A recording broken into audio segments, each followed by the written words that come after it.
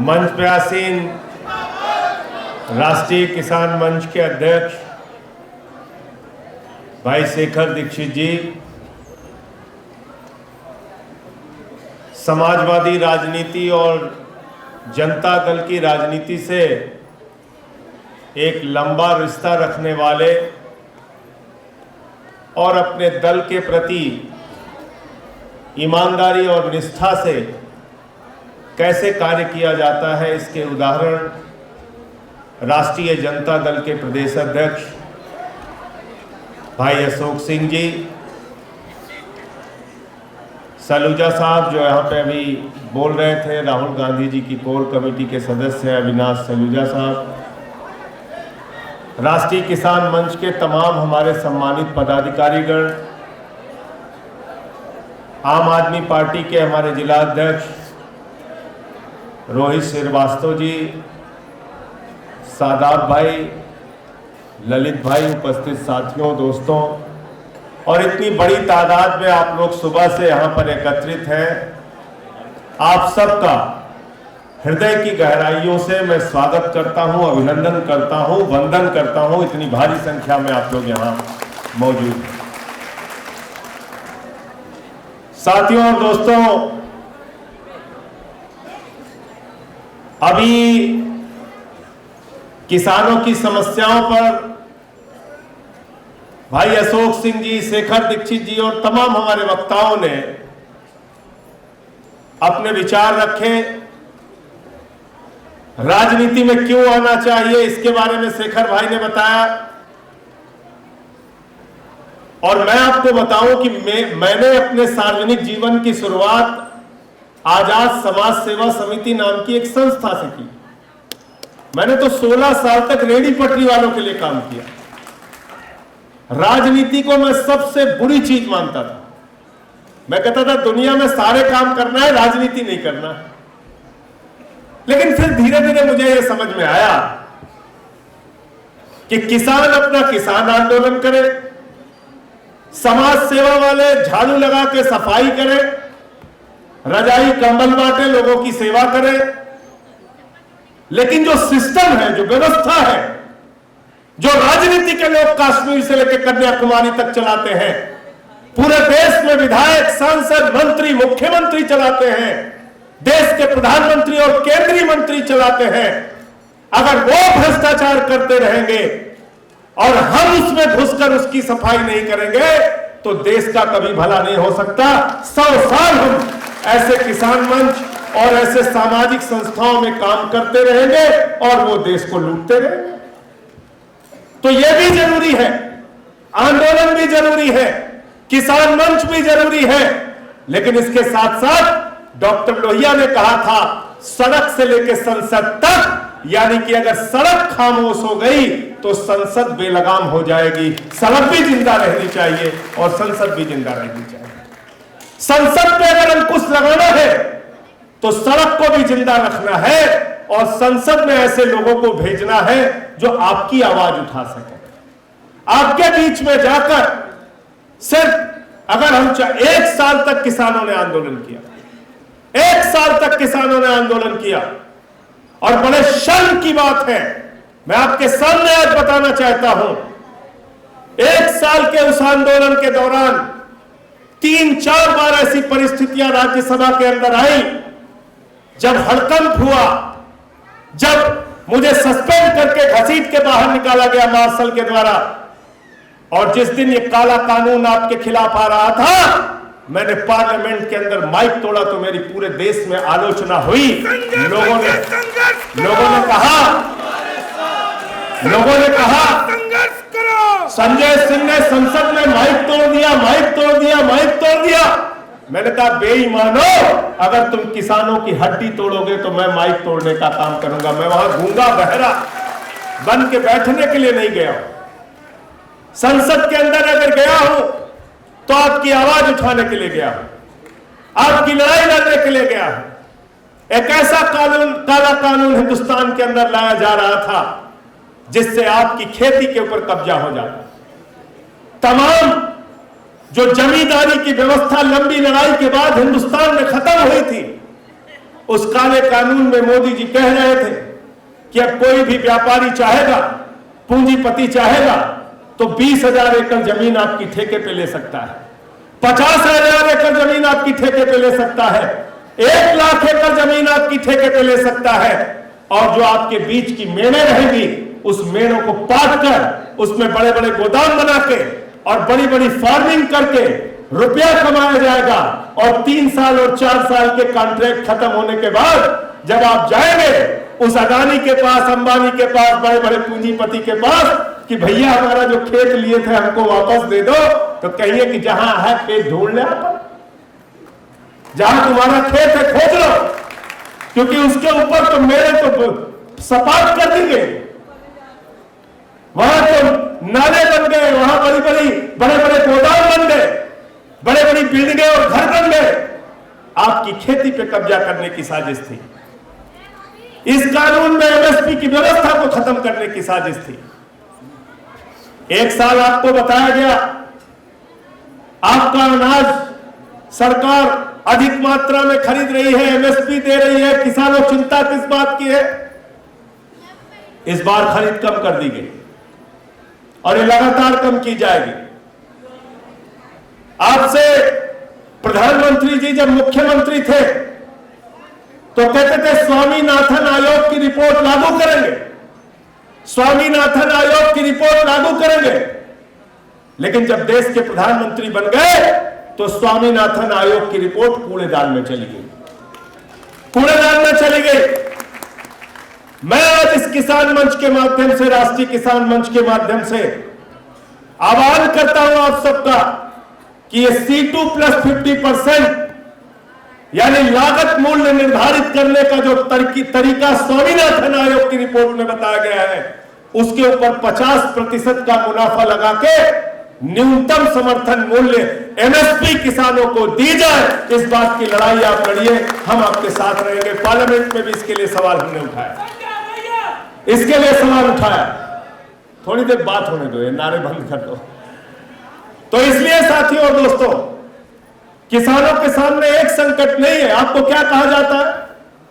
अरे भाई किसान सम्मान निधि दी जा रही है, आपको किसान सम्मान निधि दी जा रही है। कितनी दी जाती है? 4 महीने में 2,000 रुपए और साल के 6,000 रुपए। एक आदमी के हिस्से में प्रतिदिन कितना आया? 16 रुपए। कितना आया?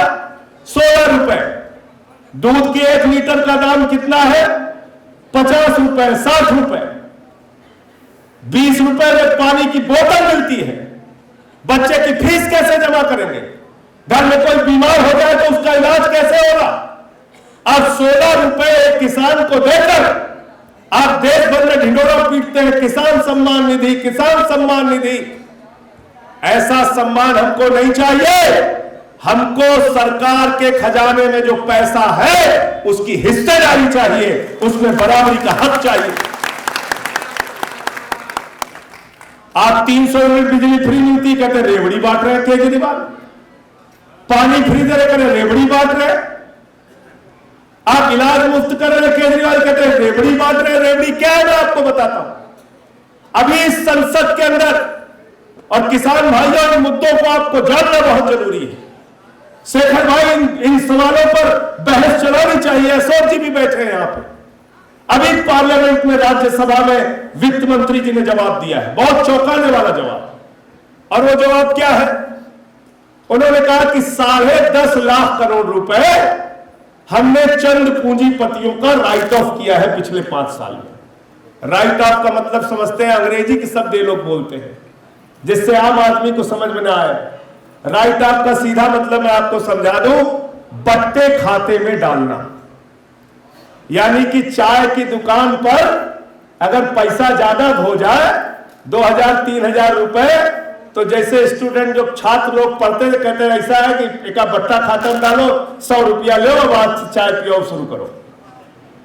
तो पुराना पैसा, बकाए का पैसा 10.5 लाख करोड़ रुपए चंद पूंजीपतियों का बट्टे खाते में डाल दिया।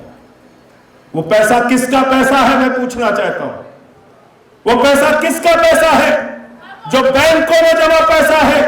किसान का पैसा, मजदूर का पैसा, छोटे व्यापारी का पैसा, जो पैसा अपनी गाढ़ी कमाई का पैसा एक कर्मचारी मेहनत करके कमा के जो बैंकों में जमा करता है, नरेंद्र मोदी जी की सरकार ने वो पैसा उठा उठा के अपने पूंजीपति मित्रों को बांट दिया।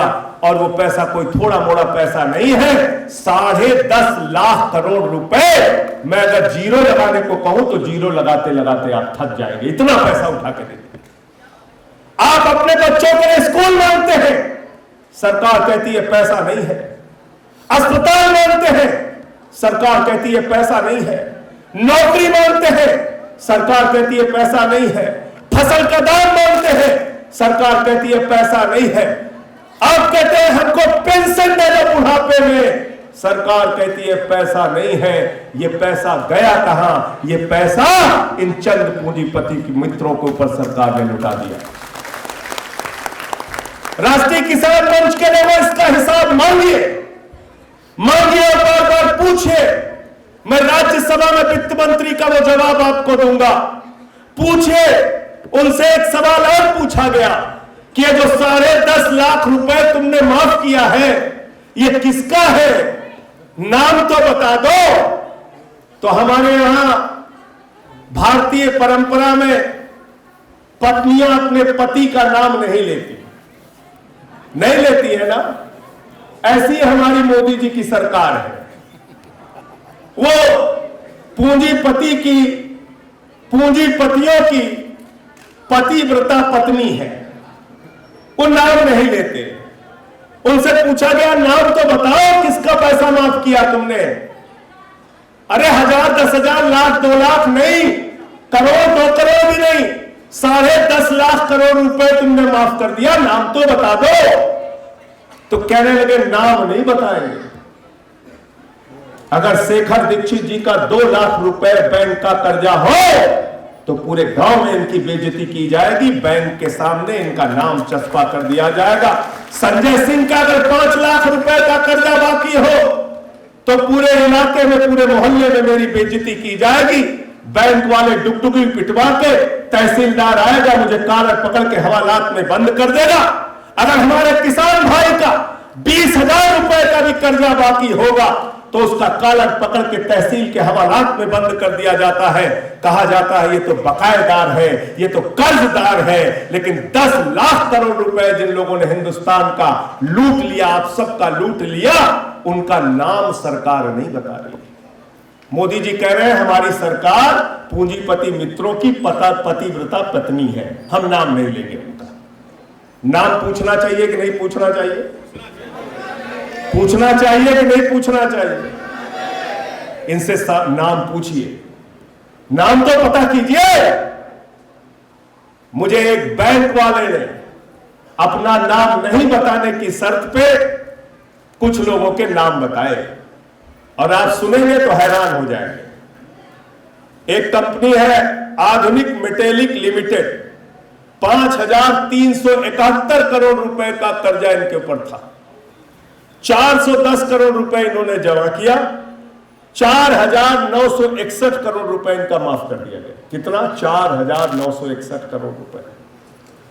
एक कंपनी है आलोक इंडस्ट्रीज लिमिटेड, 29,000 करोड़ रुपए का कर्जा इनके ऊपर था, 5,000 करोड़ रुपए इन्होंने जमा किया, 24,000 करोड़ रुपए इनका माफ कर दिया गया। एक कंपनी है एमटेक ऑटो लिमिटेड, 12,000 करोड़ रुपए का कर्जा इनके ऊपर था, 2,000 करोड़ रुपए इन्होंने जमा किया, 10,000 करोड़ रुपए इनका माफ। और ये 10,000 रुपया नहीं, 10,000 करोड़, 10,000 करोड़, सुनिए। और ये टोटल इनका जो कंपनियों का है, मैं लिस्ट भी इसकी दे दूंगा, 5,44,434 करोड़ रुपए चंद कंपनियों की लिस्ट मुझे मिली है, इनका पैसा बाकी था। और इसमें से 1,90,000 करोड़ रुपए इन लोगों ने जमा किया और 3,53,000 करोड़ रुपए इनका माफ कर दिया गया। ये सेटलमेंट हुआ, माफ किया गया 3.5 लाख करोड़ रुपए। आपके बच्चे के लिए, स्कूल के लिए सरकार के पास पैसा नहीं है, मिड डे मील के लिए पैसा नहीं है, अस्पताल में दवाओं के लिए पैसा नहीं है, खून के आंसू रोने पड़ते हैं आपको अपना अगर किसान सम्मान निधि भी पाना है तो उसके लिए भी रिश्वत देनी पड़ती है, बार बार के चक्कर काटने पड़ते हैं। लेकिन चंद बेईमानों ने इस देश को जो लूटा है, इनसे सवाल कौन पूछेगा? हम और आप पूछेंगे, और तब पूछेंगे जब आपके बीच के भाई विधानसभा और संसद के अंदर और राज्यसभा में पहुंचेंगे, तब इनसे सवाल पूछेंगे। अकेले कब तक सवाल हम पूछते रहेंगे? ये तो बेईमानों की संख्या बहुत बढ़ गई है, बहुत बढ़ गई है साथियों। आज चाइना हमारे सीमाओं में घुसपैठ कर रहा है, उसकी चर्चा नहीं होती। प्रधानमंत्री जी कहते हैं लाल आंख दिखानी चाहिए, लाल आंख दिखानी चाहिए। कहां है मोदी जी आपकी लाल आंख? पहले डोकलाम होता है चीन की घुसपैठ, फिर गलवान होता है चीन की घुसपैठ, हमारे 20 जवानों की शहादत होती है गलवान में, फिर तमाम में घुसपैठ होती है। और जब हमारे 20 जवानों की शहादत हुई तो भारतीय जनता पार्टी के लोग घूम घूम के नारे लगा रहे थे और ड्रामे कर रहे थे, चीनी सामानों का बहिष्कार करेंगे, चीनी कंपनियों पे प्रतिबंध लगाएंगे। आपको मालूम है अशोक भाई कितना चीनी कंपनियों के साथ व्यापार किया इन्होंने? 2020-21 में गलवान के बाद चीन के साथ जो हमारा आयात हुआ, पहले साल 5 लाख करोड़ रुपए, और उसके बाद बोले, फिर से जब उन्होंने आंख दिखाई तो बोले अभी व्यापार कम है। इस साल का व्यापार है $97 बिलियन, यानी कि लगभग 7.25 लाख करोड़ रुपए का हम आयात कर रहे हैं। हम उनको मिसाइल बनाने का पैसा दे रहे हैं, हम उनको तोप बनाने का पैसा दे रहे हैं, हम उनको अपने ऊपर हमले करने के लिए पैसा दे रहे हैं कि आओ हमारे देश के अंदर घुसपैठ करो और हमले करो। यह इस देश की सरकार की सच्चाई। लेकिन इन सब के बाद मुझे अफसोस के साथ यह कहना पड़ रहा है कि इस देश के अंदर बेरोजगारी के सवाल पर चर्चा नहीं होती, शिक्षा के सवाल पर चर्चा नहीं होती, बिजली पानी के सवाल पर चर्चा नहीं होती, किसानों के फसल के दाम के सवाल पर चर्चा नहीं होती। पिछले कई दिनों से टीवी चैनल पे चर्चा क्या चल रही है? भगवा कपड़े में डांस कैसे हो गया, भगवा कपड़े में डांस कैसे हो गया। सोशल मीडिया वाले निकाल रहे हैं कि बीजेपी के तो तीनों सांसद भगवा कपड़े में डांस कर करके हीरोइनों के साथ उनका डांस का कार्यक्रम चल रहा है। ये मुद्दा है देश का, ये विषय है। भगवा कपड़े पे पहनने वाले चिन्मयानंद को हम लोगों ने नहीं देखा। भगवा कपड़े में इसी उत्तर प्रदेश में हमारे मुख्यमंत्री योगी आदित्यनाथ जी घूमते हैं। एक कार्यक्रम में गए हरदोई या सीतापुर में, कहां पे? वहां पर लैट्रिने भगवा कलर के बना दिए। बताइए, टॉयलेट भगवा कलर में बना दिए। ये हो रहा, और हमसे कहते हैं भगवा का सम्मान कीजिए। अरे भगवा का सम्मान कम से कम भाजपाइयों से हम लोगों को नहीं सीखना है, बिल्कुल नहीं सीखना। हम भारतीय संस्कृति में यकीन रखते हैं, भारतीय सभ्यता में यकीन रखते हैं, गंगा जमुनी तहजीब में यकीन रखते हैं। और ये वो मुल्क है जहां बिस्मिल्लाह खान की सहनाई संकट मोचन के मंदिर में गूंजती है।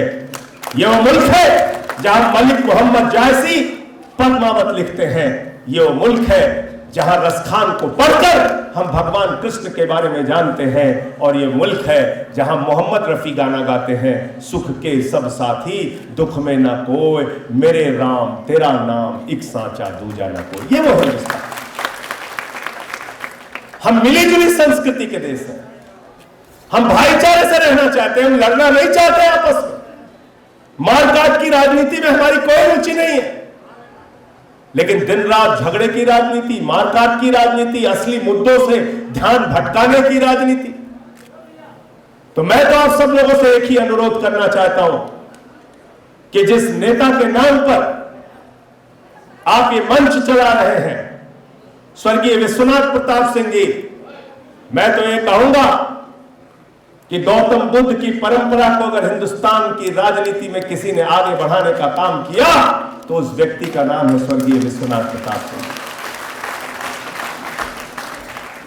भले ही उनका जन्म ऊंची जाति में हुआ, क्षत्रिय कुल में हुआ, लेकिन उन्होंने इसका कभी ध्यान नहीं दिया और कभी इस बात की चिंता नहीं की कि मुझे अपने जाति के लिए काम करना है। उन्होंने जो सवाल उठाया, जो लड़ाई लड़ी और जो सामाजिक न्याय का सिद्धांत दिया, उस सामाजिक न्याय के सिद्धांत में उन्होंने कहा कि सत्ता के अंदर और नौकरियों के अंदर भागीदारी मिलनी चाहिए पिछड़े, शोषित, वंचित समाज के, दलित, कुचले, इन सारे लोगों को मिलनी चाहिए। और आज भी स्वर्गीय विश्वनाथ प्रताप सिंह जी के विचार प्रासंगिक हैं। प्रासंगिक लगते हैं हमें, उस समय लगते हैं जब हम देखते हैं कि राजस्थान के एक मंदिर में एक दलित शादी करके जाता है तो उसको घुसने नहीं दिया जाता। प्रासंगिक लगती है हमें उस वक्त जब बुलंदशहर के अंदर एक सीआरपीएफ का जवान जो दलित समाज से आता है, उसकी शादी होती है तो वो कहता है घोड़ी पर बैठने के लिए हमें पुलिस की सुरक्षा दी जाए। अगर आजादी के 75 साल के बाद भी मिड डे मील बनाने वाली दलित महिला के हाथों से आज मिड डे मील नहीं खाई जा रही है, तो स्वर्गीय विश्वनाथ प्रताप सिंह जी के विचार प्रासंगिक हैं और इसको लेकर हमें आगे बढ़ना पड़ेगा। समरसता की बात, एकता की बात, धर्मनिरपेक्षता की बात, हिंदुस्तान के ये जो मूलभूत सिद्धांत है, इनको जब हम लेकर आगे बढ़ेंगे तभी देश आगे बढ़ पाएगा। आज क्या राजनीति हो रही है देश में? कोई मुद्दे की बात नहीं होती। आप बताइए, ऐसा घुन भर दिया है लोगों के दिमाग में। फतेहपुर में चुनाव के दौरान हमारे प्रधानमंत्री जी रैली करने आए तो उन्होंने ये नहीं कहा कि भाइयों और बहनों स्कूल होना चाहिए कि नहीं होना चाहिए, अस्पताल होना चाहिए कि नहीं होनी चाहिए, सड़कें अच्छी होनी चाहिए कि नहीं होनी चाहिए, पीने का साफ पानी मिलना चाहिए कि नहीं। प्रधानमंत्री जी ने सब नहीं पूछा। हमारे देश का प्रधानमंत्री, उसकी आप सोच देखिए, हमारे प्रधानमंत्री की विकास की धारणा देखिए, हमारे प्रधानमंत्री कितने विचारवान है, इसको देखिए आप। वो फतेहपुर की रैली में कह रहे हैं कि भाइयों और बहनों, अगर गांव-गांव में कब्रिस्तान होता है तो शमशान होना चाहिए कि नहीं होना चाहिए? बताइए, एक प्रधानमंत्री अगर उसकी सोच यही है कि गांव-गांव में शमशान होना चाहिए, तो इससे ज्यादा दुर्भाग्यपूर्ण कुछ नहीं होना चाहिए। इससे ज्यादा दुर्भाग्यपूर्ण कुछ नहीं हो सकता। और देखिए, कई बार कहा जाता है किसी किसी की जुबान काली होती है। हमारे प्रधानमंत्री जी ने वो वक्तव्य दिया और उसके बाद कोरोना की महामारी पूरे देश में झेला, गांव-गांव में शमशान बन गए, गांव-गांव में शमशान बन गए। हम ऐसा हिंदुस्तान चाहते हैं कि गांव-गांव में लाशें जलाई जाए, नदी के घाट पे चील, कौवे, कुत्ते नोचते रहे उसको। ये हिंदुस्तान चाहते हैं। हमको शमशान नहीं चाहिए, हमको अपने फसल का दाम चाहिए और हमारे बच्चों के लिए अच्छी शिक्षा चाहिए, अस्पताल चाहिए, सड़कें चाहिए, बिजली चाहिए, पानी चाहिए। तुम्हारे चंद मित्र वो इस देश को लूटने का काम करेंगे और हमको हमारा हक नहीं दिया जाएगा। सवाल ये बनाने होंगे, इन सवालों पे हमें लड़ाई लड़नी पड़ेगी और लंबी लड़ाई के लिए तैयार रहना पड़ेगा। साथियों, आज सत्ता से सवाल पूछने का साहस खत्म होता जा रहा है। ऐसे ऐसे काम ये सरकार करती जा रही है जिस पे कोई इनसे सवाल नहीं कर सकता, कोई इनसे पूछ नहीं सकता कि आप ऐसा क्यों कर रहे हैं, क्योंकि कुछ भी आप पूछते रहिए, हर चीज में एक ही चीज, हिंदू मुसलमान, हिंदू मुसलमान, हिंदू मुसलमान। और इससे ना हिंदुओं का भला हो रहा है, ना मुसलमानों का भला हो रहा है, ना इस देश का भला हो रहा है। इसलिए मैं आज इस राष्ट्रीय किसान मंच के सम्मेलन में आके गदगद हूं, बहुत खुश हूं और आभारी हूं शेखर दीक्षित जी का कि आज उन्होंने यहां पर मुझे आमंत्रित किया, बुलाया। मेरा आज पार्टी के राष्ट्रीय परिषद का सम्मेलन था, मैंने अरविंद जी से इजाजत ली। मैंने कहा किसानों का सवाल है, जाना बहुत जरूरी है, और बीच में कार्यक्रम छोड़ के मैं आपके बीच में शामिल होने के लिए आया। आपने मुझे यहाँ पर बुलाया, इतना सम्मान दिया, बहुत बहुत आभार आपका, बहुत बहुत शुक्रिया। और मैं आपके आगे के किसी आंदोलन में, किसी सम्मेलन में, जब भी आप कभी आमंत्रित करेंगे, बुलाएंगे, आपके साथ कंधे से कंधा मिलाकर चलूंगा। मेरा सिर्फ एक ही कहना है, बड़े सवालों पर हमें इकट्ठा होना पड़ेगा, बड़े सवालों पर सरकार से दो हाथ भी करना पड़ेगा, बड़े सवालों पर उनसे जवाब मांगना पड़ेगा। आप सबका बहुत बहुत आभार, धन्यवाद। जय हिंद, जय जवान, जय किसान।